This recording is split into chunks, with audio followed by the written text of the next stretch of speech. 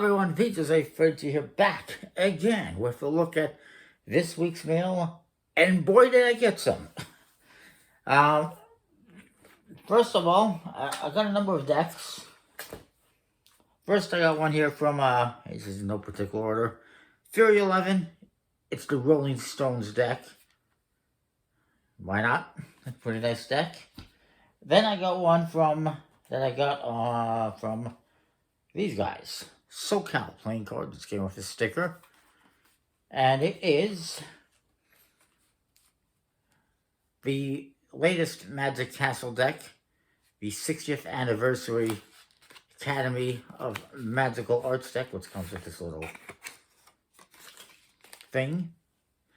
There it is. This is one that was released by the USPCC by Bicycle on their website. Unfortunately, by the time I got to the Bicycle website, it was already sold out. It was pretty limited. There was another limited deck they did as well that I've not been able to find, at least not for a reasonable price, so it's not going to be happening. That's the Factory 52. I don't honestly see the business sense in selling decks that are so limited that people can't get them, because you just kind of annoy people like me who would like to get them. And, I mean, why produce such a limited quantity? Like, if you produce more, people can buy them, so you're going to be making more money at the end, in the long term, right? In my opinion. But it is what it is. I did get this one from SoCal Playing Cards. Cost a bit more than I would have liked, but it is what it is. Then, speaking of costing me a bit more than I would have liked, oh yeah, it also came with a, well, thank you card. I got one from Card Addiction. Stay addicted. Yeah, with a sticker, and it is from Osmand, from the Osmand shop in Japan. The Bicycle Osmand Ultimate Edition. This is also an anniversary deck, the 10th anniversary deck. And yeah, it's pretty shiny, holographic foil and gold foil. I, for some reason, was expecting, especially at the price point, the cards to be foiled as well. They're not, but it is what it is. And then, I also got one other deck here that came from Lotsa, EDC Lotsa, which is a fidget toy shop of all things. And it's the Bicycle Lotsa, $20.99, I guess. Completely custom deck. It's pretty nice. $20, I think it was. So there's all that. Then I got one from a Canadian website. It was free shipping, so it was a kind of a win-win. And it was on a Canadian website called, I think it's a Canadian website, I'm pretty sure it is, called screwucribbits.com. I'm not making it up. Screwucribbits.com. And it is the Kaiser deck / game. It's a plastic case with a little snap lock on it. It's kind of cool. I like that. And Kaiser is a trick-taking game that's apparently popular in this neck of the woods, in the prairies here in Canada, Manitoba, Saskatchewan, Alberta, particularly in Saskatchewan. And apparently it's a game that was brought over to Canada from the Ukraine, although its origins are kind of mysterious, but it's a kind of cool trick-taking game. And it's a deck of cards that's, the original version was printed by the International Playing Card Company back in the 80s. It's been out of print for like 30 somewhat years. But now it's back. This is just printed by some random unknown company. Decent enough quality. The interesting thing about it is a 32 card deck, which is not something that you would commonly see from the USPCC or International Playing Card Company. And it's a deck that features cards 7 through ace high in all 4 suits, except the spades and the hearts, where the spades and the hearts have a 3 of spades and a 5 of hearts instead of the 7 of spades. And basically the 5 of hearts gives you 5 points instead of 1 for that trick. And the 3 of spades is a minus 3 points for that trick. But yeah, I'll explain that more when I actually do the how to play at some point in time. Then today, or actually yesterday, so I am recording this on Friday, what's going to be uploaded tomorrow, Saturday, I got not one, but two packages from Penguin Magic that I've been waiting on for a few weeks. The first one, well, one of them, and I don't know which one was which order anymore because they're mixed up, but one of them I actually ordered back in June, and it got lost. Not the first time. Might not even be the second time I've had something lost from Penguin Magic because, long story short, Penguin Magic has basically two main shipping options. A, free, which is great. It costs me nothing. But it's FedEx with very limited tracking. They used to have a little bit more tracking, at least back in the day. Lately, nothing tracking-wise. The tracking doesn't work. And usually it shows up within a month or so, sometimes longer, but sometimes it gets lost. The other option is also FedEx, but it's about $35. No. Give me an option in between that. Give me, why can't they give me a US Post option for like 10 or 15 bucks? Like, why is it why is it nothing or everything, basically? You know, it's kind of ridiculous. Anyways, this is two different packages. Came with two books. And in case you're wondering, the magic effect is this red back card. And actually, I'll show you the other side is a black face. So it's kind of well, it's to make it disappear, as it says on the cover. That's how they make cards disappear, by having black faces, apparently. Go figure. Anyways, let's move on. So first of all, I got here this deck, which is designed by Liu and about cardistry.com, and it is the tulip playing cards, not to be confused with the ones from Dutch Card House Company. It's got this nice vintage style to it and beautiful artwork, in my opinion. Then I got, these ones are from Chamber of Wonders, and they are the Empire City decks, all about New York City, and you even see their city skyline on the front there. They're nice enough. And then I have one here that is from Atno Creative, the designer, and Unique Playing Cards. Not a very, well, it's kind of a unique name for a company, but it's also kind of plain. It is the Nevermore deck, which has a nice foil tuck case. And it actually has this interesting thing on the bottom. Those who dream by day are cognizant of many things which escape those who dream only by night. Kind of cool.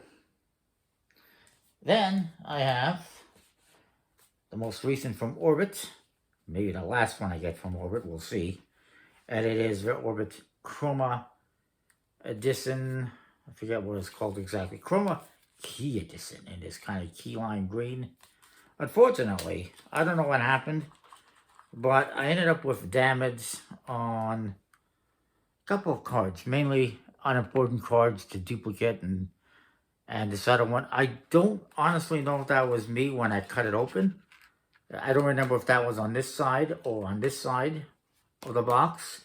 But even if it was, for me to cut that open, that would have meant that that would have been on the wrong side of the flap. So, good job, USPC. If that was the case. Either way, good job, USPC, because either you caused me to damage a card or you sent me a card that was damaged. It is what it is. I don't care. Then I have, speaking of Dutch House Card Company, one of the most recent decks, the Leaves Winter Edition, which comes in a fully recyclable, eco-friendly tuck case, as it says, with no cellophane or anything. And this is actually number 90 out of 500, pretty good number, especially considering this was on Kickstarter, and this is supposed to be the standard edition. There's even a more limited collector's edition, unless they sent me the wrong one, but I'm pretty sure they didn't. There's also a Shadow Edition, which is a black version, which I haven't seen available. Then I have these two decks, the Good Pals Chancers decks, which is kind of casino styled, in black and red, and these are by The Card in the UK. Pretty cool. It's interesting how this one's got a standard tuck case. This one has like a matte finish. And I believe, if I recall, this one has like a premium stock and this one's just a bicycle stock. Something like that, if I recall correctly. And then, we're almost done for decks. We have here the Momentum deck, which comes with a side opening tuck case. Also a numbered seal. This is by Artisan Tarot. And it's their first non-tarot deck that they've done. But they have a number of different tarot decks on their website. You can check out. It's all about spinning and cardistry type thing. And finally, the last deck I got, I saved the best for last. It's one of the most recent ones from King's Wild. Beautiful looking deck. It's the Crayon deck, which is designed to look like a crayon box with a nice vintage look. And I like this too. I'll show you this sneak peek. Crayons, and look at that. This looks like a crayon box too on the inside. Really cool. With artwork by, of course, his daughters, because apparently he's employing child labor. No, I'm just kidding. It's just a joke. Don't hate me. And then I got some games. I got a couple here that I got from imaginaire.ca, I believe it is. French website from Quebec. Well, it's a website from Quebec. It's not in French, but, well, it's also in French, I guess. And actually, this was 2 orders. I made one order, then I'm like, wait, I want to get this other game. But they shipped out the first one before I can get this other one in the order, so I had to order a second order.